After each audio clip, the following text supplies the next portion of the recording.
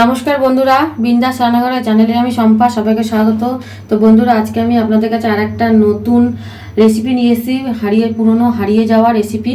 তো শ্বশুর শাশুড়ির যে আগেকার দিনে যেরকমভাবে রেসিপি করতো, রান্না করতো, আমি সেইভাবে আপনাদেরকে রান্না করে দেখাবো। তো এখানে মূলো নিয়ে নিয়েছি, আর ভোলা মাছ নিয়ে নিয়েছি, আর টমেটো নিয়ে নিয়েছি। আজকে এই মূলো ভোলা মাছ দিয়ে কিন্তু পুরনো রেসিপি দেখাবো। মাছগুলোকে তো আমি কেটে নিয়েছি, আর এখানে আমি মূলোগুলোকে প্রথমে কুচি কুচি করে কেটে নেব, একদম টাটকা মূলোটাকে কিন্তু আমি খুব ঝিরিঝিরি করে কেটে নিয়েছি। এবারে দিয়ে দেবো এর মধ্যে আমি পেঁয়াজ কুচি, একটা বড় সাইজের পেঁয়াজ নিয়ে নিয়েছি।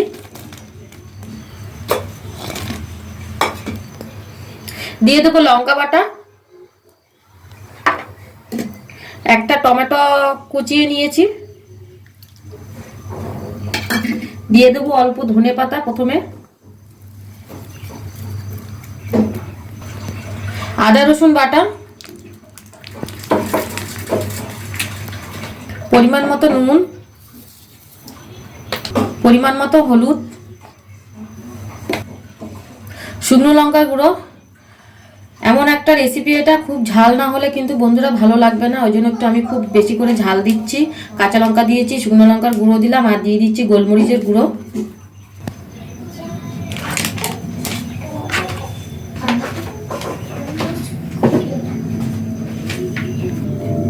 এবারে দিচ্ছি সর্ষের তেল। সর্ষের তেলটা কিন্তু দিতেই হবে। সব মশলাগুলো ধোয়া হয়ে গেছে, এবারে আমি ভালো করে মেখে নেব। খুবই একটা পুরনো রেসিপি, শ্বশুর শাশুড়ির আমলে। তো হারিয়ে যাওয়া, খুবই ভালো লাগবে, আর এরকম করে করে খাবেন, খুবই ভালো লাগবে। তো দেখতেই পাচ্ছেন কত সুন্দর হয়ে গেছে, এখনই দেখে মনে হচ্ছে যে কাঁচা কাঁচা খেয়ে নিই। এরপরে তো আরও তো পড়েই রয়েছে রেসিপি।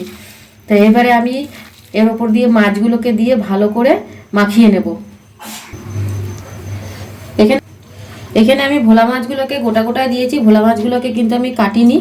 তো এইভাবে আরও আমি মশলা দিয়ে ভালো করে মাখিয়ে নেব। আর আমি কিন্তু এখানে নুনটা কম দিয়েছি, কেন ভোলা মাছ যেহেতু একটু নুন থাকে, আর তার মধ্যে রয়েছে আবার মূলো। তো এইভাবে আমি ভালো করে মাখিয়ে নেব। কলা পাতাটাকে আমি ভালো করে ধুয়ে নিয়ে এসেছি, এবারে আমি কলা পাতাটার মধ্যে অল্প তেল মাখিয়ে নেব। এবারে কলা পাতাটা তো দেখেই তো বুঝতেই পেরে গেছেন বন্ধুরা যে আমি কি রেসিপি করতে চলেছি। তো এইভাবে আমি পুরো চারিদিকে কলা পাতাটার গায়ে তেলটা মাখিয়ে নেব। এবার আমি কড়াইতেও সামান্য অল্প তেল দিয়ে কড়াই গায়ে তেলটাকে মাখিয়ে নেব। পাতাটাকে আমি কড়াইয়ের মধ্যে দিয়ে দেবো। এবার আমি একে একে মাছগুলোকে দিয়ে দেবো।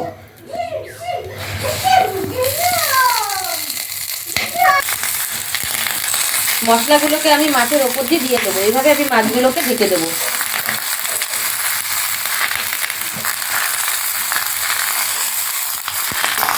আর আমি কিন্তু একটুও জল দিইনি, মশলাগুলোকে কিন্তু সব ধোয়া হয়ে গেছে। এবারে আমি ধিমি আঁচে মশলাটাকে হতে দেবো, মতন ঢেকে রাখবো।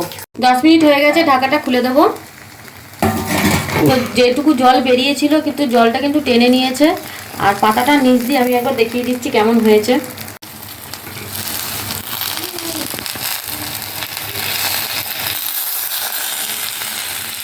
এবারে আমি উল্টিয়ে দেবো, মানে আর একটা কলা পাতার ওপর দিয়ে তারপরে আমি উল্টাবো। এইভাবে নিয়ে আমি এখন মাছটাকে উল্টে দেবো। একটা থালের উপরে আমি কলা পাতাটা নিয়ে নিয়েছি। এবার আমি আর একটা কলা পাতা দিয়ে এই কলা পাতাটাকে ঢেকে দেবো। আমি আর একটা থালা দিয়ে এইভাবে ঢেকে দেবো। ঢেকে আমি থালাটাকে এইভাবে উল্টে দেবো। বাস, কলা পাতা উল্টানো হয়ে গেল। এবার আমি পাতাটা সরিয়ে দেবো, থালাটা। পাতা উল্টানো হয়ে গেছে, এবারে আমি এই পাতাটাকে কড়াইয়ের মধ্যে দিয়ে দেবো।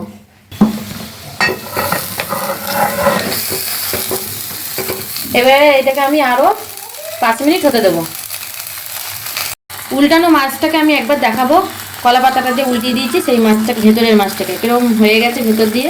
আর মাছটার গায়েও কিন্তু এরকম লাল লাল দাগ হয়ে গেছে। ভোলা মাছের পাতুরি রেডি। আর জল কিন্তু সব টেনে গেছে, আর খুব সুন্দরভাবে এদিকে দাগ হয়েছে। আর আমি এদিকে পাতাটা আরেকবার দেখিয়ে দিচ্ছি।